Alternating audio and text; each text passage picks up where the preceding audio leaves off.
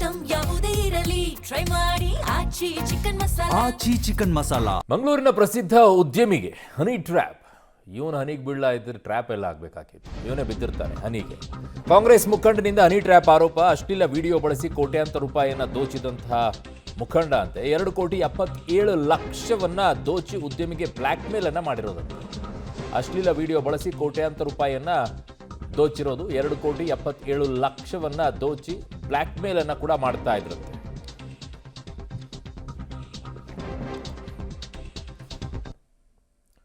So ಇಲ್ಲಿ ನೋಡಿ, ಅಶ್ಲೀಲ ವಿಡಿಯೋ ಬಳಸ್ಕೊಂಡು ಕೋಟ್ಯಾಂತರ ರೂಪಾಯಿ. ಅಶ್ಲೀಲ ವಿಡಿಯೋ ಹೆಂಗಾಯ್ತು?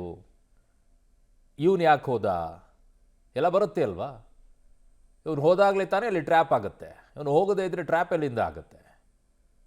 ಆಮೇಲೆ ಅದನ್ನ ಮಾನ ಮರ್ಯಾದೆ ಮುಚ್ಕೊಳ್ಳೋಕ್ಕೋಸ್ಕರ ಕಾಸು ಕೊಟ್ಕೊಂತ ಕೂತ್ಕೊಳ್ಳೋದು, ಅದೇ ಬ್ಲ್ಯಾಕ್ ಮೇಲ್. ನಿಜಾಮ್ ಮತ್ತು ಜಿತೇಶ್ ಎಂಬಾತನಿಂದ ಹನಿ ಟ್ರ್ಯಾಪ್ ಅಂತೆ. ಮಂಗಳೂರು ಯುವ ಕಾಂಗ್ರೆಸ್ ಪ್ರಧಾನ ಕಾರ್ಯದರ್ಶಿ ನಿಜಾಮ್ ಅಂತೆ 2024ರಲ್ಲೇ ಉದ್ಯಮಿಗೆ ಹನಿ ಟ್ರ್ಯಾಪ್ ಅನ್ನ ಕೆಡ್ಡ ತೋಡಿರ್ತಾರಂತೆ ಜಿತೇಶ್.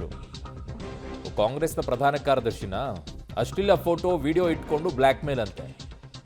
ಪತ್ನಿಗೆ ವಿಡಿಯೋ ತೋರಿಸುವುದಾಗಿ ಬೆದರಿಸಿ 35 ಲಕ್ಷ ಹಣಕ್ಕೆ ಬೇಡಿಕೆ ಇಟ್ಟಿರ್ತಾರೆ. ಮರ್ಯಾದೆಗೆ ಹೆದರಿ ಚೆಕ್ ಮೂಲಕ ಜಿತೇಶ್ಗೆ ಹಣವನ್ನು ನೀಡಿರ್ತಾನೆ ಉದ್ಯಮಿ. ಮತ್ತೆ ಮತ್ತೆ ಹಣಕ್ಕೆ ಬೇಡಿಕೆಯನ್ನು ಇಟ್ಟಾಗ ನಿಜಾಮ್ಗೆ ಮಾಹಿತಿಯನ್ನ ನೀಡುತ್ತಾರೆ ಉದ್ಯಮಿ. ಜಿತೇಶ್ ಜೊತೆಗೆ ಸೇರಿ ಉದ್ಯಮಿ ಬ್ಲ್ಯಾಕ್ ಮೇಲ್ಗೆ ಇಳಿರುತ್ತಾನೆ ನಿಜಾಮ್ ಎಂಟ್ರಿಯಾಗಿ ಉದ್ಯಮಿಯಿಂದ ಮತ್ತೆ ಕೋಟಿ ಲೂಟಿಯನ್ನ ಮಾಡ್ತಾರೆ. ಸದ್ಯ ಹನಿ ಟ್ರ್ಯಾಪ್ ಕೇಸ್ನಲ್ಲಿ ನಿಜಾಮ್ ಜಿತೇಶ್ ಅಂಧರಾಗಿದ್ದಾರೆ, ಒಳಗೆ ಹಾಕಿದ್ದಾರೆ ಇವ್ರನ್ನ. ಯಾವಾಗ ಸಿಡಿ ಮಾಡ್ಕೊಂಡಿದ್ದು, ವಿಡಿಯೋ ಮಾಡ್ಕೊಂಡಿದ್ದು ಯಾವಾಗ? ಇವರಿಬ್ಬರಾಯ್ತು. ಆ ಹನಿ ಟ್ರ್ಯಾಪ್ ಅನ್ನೋದಾದ್ರೆ ಆ ಲೇಡಿಯಲ್ಲಿ ಅವರು ಇವ್ರ ಜೊತೆಗೆ ಇನ್ವಾಲ್ವ್ ಆಗಕ್ಕಾಗತ್ತೆ ಅಲ್ವಾ? ಅವರೆಲ್ಲಿ? ಅವರನ್ನ ಯಾಕೆ ಇನ್ನೂ ಬಂಧಿಸಿಲ್ಲ? ನನ್ನ ಸಹೋದ್ಯೋಗಿ ಸುಕ್ಪಾಲ್ ಪೊಳಲಿ ನನ್ನ ಸಂಪರ್ಕಕ್ಕೆ ಸಿಗ್ತಾ ಇದ್ದಾರೆ. ಸುಕ್ಪಾಲ್, ಇದರಲ್ಲಿ ನಿಜಾಮ್ ಜಿತೇಶ್ ಅಷ್ಟೇ ಇರಕ್ಕೆ ಸಾಧ್ಯ ಇಲ್ಲ. ಹಾಗಿದ್ದಾಗ ಲೇಡಿ ಎಲ್ಲಿ ಅಂತ? ಅವ್ರನ್ನ ಇನ್ನೂ ಅರೆಸ್ಟ್ ಮಾಡಿಲ್ವಾ? ಅರುಣ್, ಇದರಲ್ಲಿ ಹನಿ ಟ್ರ್ಯಾಪ್ ಆಗಿರುವಂತದ್ದು ಮಹಿಳೆಯಿಂದಲ್ಲ. ಈ ಜಿತೇಶ್ ಅನ್ನುವಂತ ಯಾರು ಹುಡುಗ ಇದ್ದಾನೆ, ಅವನ ಜೊತೆ ಸಲಿಂಗ ಕಾಮದ ವಿಡಿಯೋ ಇರುವಂತದ್ದು ಉದ್ಯಮಿ ಜೊತೆ.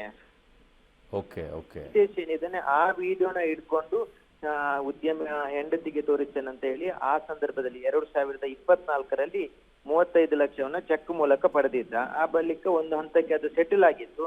ಮತ್ತೆ ಹಣ ಬೇಕು ಅನ್ನುವಂತ ಹಿನ್ನೆಲೆಯಲ್ಲಿ ಆತ ಮತ್ತೆ ಮತ್ತೆ ಪೀಡಿಸ್ತಾ ಇದ್ದ, ಹಣವನ್ನ ತಗೊಳ್ಬೇಕು ಅನ್ನುವಂತ ಹಿನ್ನೆಲೆಯಲ್ಲಿ. ಅದಕ್ಕೂ ಆತ ಉದ್ಯಮಿ ಹಣವನ್ನ ಕೊಡ್ತಾ ಇದ್ದ. ಆ ಬಳಿಕ ಈ ಯುವ ಕಾಂಗ್ರೆಸ್ಸಿನ ಪ್ರಧಾನ ಕಾರ್ಯದರ್ಶಿ ನಿಜಾಮ್ ಅನ್ನುವಂಥವನಿಗೆ ಈ ಉದ್ಯಮಿ ಭೇಟಿ ಆಗ್ತಾರೆ. ನನಗೆ ಈ ರೀತಿಯಾಗಿ ತೊಂದರೆ ಆಗಿದೆ ಅನ್ನುವಂಥದ್ದನ್ನ ಆ ನಿಜಾಮ್ನ ಹತ್ರ ಸಮಸ್ಯೆಯನ್ನು ಬಗೆಹರಿಸಿ ಅನ್ನುವಂತ ವಿನಂತಿ ಮಾಡ್ತಾರೆ. ಆದ್ರೆ ನಿಜಾಮ್ ಏನ್ ಮಾಡ್ತಾನೆ, ಈ ಜಿತೇಶ್ ಜೊತೆ ಸೇರ್ಕೊಂಡು ಮತ್ತೊಂದಷ್ಟು ಹಣ ಮಾಡುವಂತ ಪ್ಲಾನ್ ಗಳನ್ನ ಈ ನಿಜಾಮ್ ಮಾಡ್ತಾನೆ. ಹಾಗಾಗಿ 2024ರಿಂದ ನಿರಂತರವಾಗಿ 2,77,00,000 ಈ ಇಬ್ರು ಸೇರಿ ಉದ್ಯಮಿಯಿಂದ ಪಡ್ಕೊಳ್ಳಿಕ್ಕೆ ಇನ್ನೊಂದು ಪ್ಲಾನ್ ಅನ್ನ ಮಾಡಿದ್ದಾನೆ ಈ ನಿಜಾಮ್ ಬಂದ ನಂತರ ಜಿತೇಶ್ ಈ ಒಂದು ವಿಡಿಯೋದ ಹಿನ್ನೆಲೆಯಲ್ಲಿ ಮನನೊಂದು ಆತ ಆತ್ಮಹತ್ಯೆ ಮಾಡ್ಕೊಂಡಿದ್ದಾನೆ ಅನ್ನುವಂಥದ್ದನ್ನು ನಿಜಾಮ್ ಹೇಳ್ತಾನೆ. ಆತ್ಮಹತ್ಯೆ ಮಾಡಿಕೊಂಡ ರೀತಿಯಲ್ಲೇ ಒಂದು ನೇಣು ಬಿಗಿದ ಸ್ಥಿತಿಯಲ್ಲಿ ಒಂದು ಓಕೆ ಸುಕ್ಪಾಲ್, ನಿಮ್ಮೆಲ್ಲ ಮಾಹಿತಿಗೆ ಧನ್ಯವಾದಗಳು.